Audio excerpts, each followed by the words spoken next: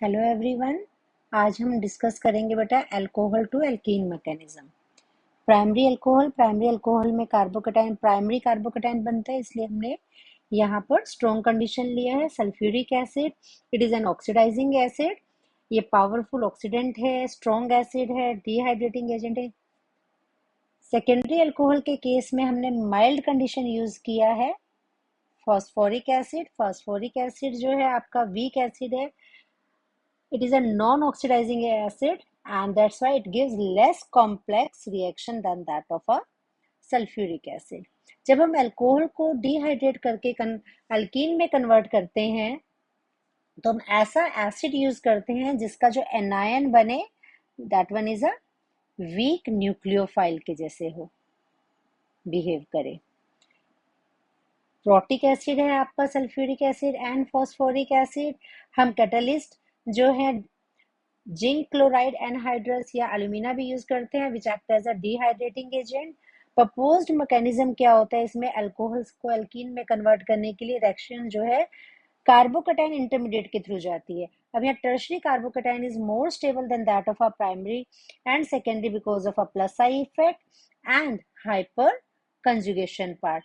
And the second thing, जैसे ही alkene आपका form होता है इमीडिएटली उसको हम रिमूव कर लेंगे ताकि रिएक्शन जो है फॉरवर्ड डायरेक्शन में शिफ्ट हो जाए। Ethanol to ethene mechanism, step one of the mechanism is the formation of protonated alcohol. Mechanism में हम कर्व्ड एरो यूज करेंगे। कर्व्ड एरो का जो हेड पार्ट है वो इलेक्ट्रॉन डेफिशिएंट स्पीशीज की तरफ होता है, that is a positive part, and arrow tail is toward the electron rich which is either negative or it has a lone pair.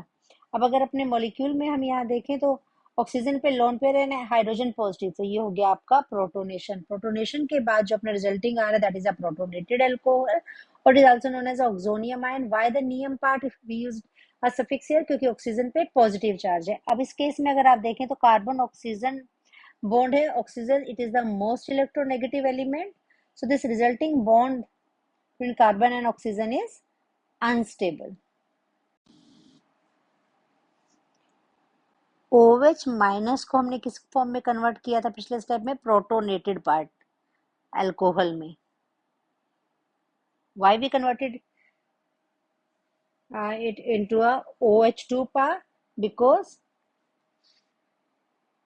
this one is a weak base and weak base are better leaving group, इसलिए हमने first step में क्या किया था, protonation किया था।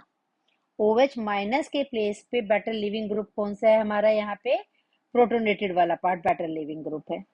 Then अब इसमें अगर हम ऑक्सीजन को दोबारा से उसके इलेक्ट्रॉन वापस कर दें तो रिजल्टिंग क्या आ रहा है हमारा, कार्बोकेटाइन फॉर्म हो रहा है by the loss of water and the relative ease of the formation of carbocation is tertiary, secondary, primary. इसलिए जो है जो जो अल्कोहल्स का डिहाइड्रेशन जो होता है, टर्शरी अल्कोहल फास्टर रेट से डिहाइड्रेट होता है एज कंपैरिजन टू प्राइमरी। अगर आप प्रीवियस स्लाइड्स की बात करें, फर्स्ट स्लाइड की, तो वहां पे हमने प्राइमरी के केस में इसलिए हमने स्ट्रॉन्ग कंडीशंस यूज की थी लाइक द सल्फ्यूरिक एसिड, और सेकेंडरी एंड टर्शरी के केस में हमने माइल्डर कंडीशंस यूज की थी।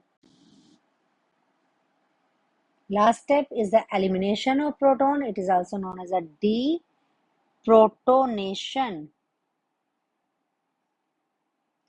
डीप्रोटोनेशन मतलब कि यहाँ से अगर हम ये H प्लस हटा दें, लाइक सपोज मैं यहाँ पे H2O यूज कर रही हूँ, ये H प्लस गया और ये जो बॉन्ड था कार्बन और हाइड्रोजन ये कहाँ शिफ्ट हो गया, यहाँ पे। So this result in the formation of alkene.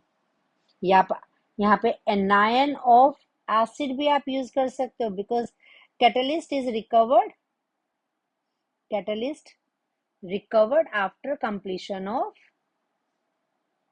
Reaction.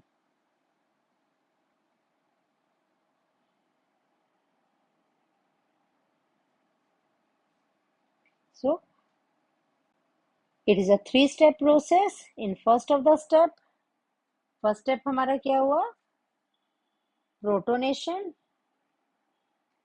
Second step loss of water and the third step is the deprotonation.